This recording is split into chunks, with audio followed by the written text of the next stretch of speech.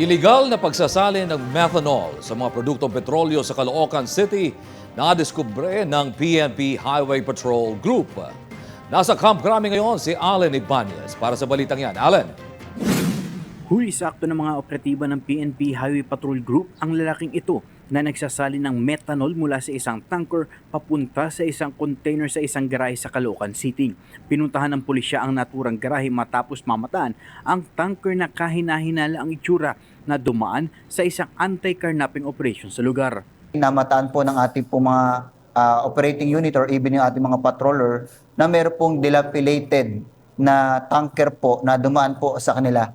And nakakabahala at malaki pong pagsususpetsa ang inakyat po ng PNP-HPG gayong dumaan po ito no, sa ilalim po ng Skyway.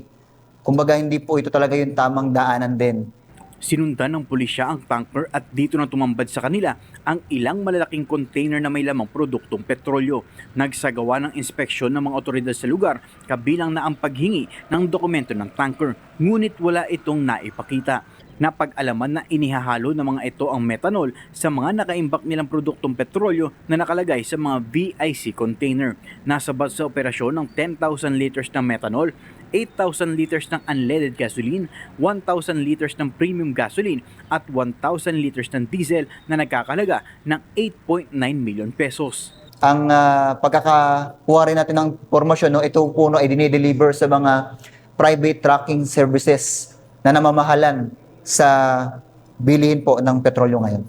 Naaresto sa operasyon ang 6 na katao na nagsasagawa mismo ng iligal na pagsasali ng methanol habang tukoy na rin ng otoridad at pinatawag na para sa dokumentasyon ang may-ari ng compound. Naharap ngayon ang 6 na sospek sa reklamong illegal handling and possession of petroleum products. Mula sa Camp Crame, ako si Allen Ibanez, nag-uulat. Maraming salamat sa iyo, Allen Ibanez.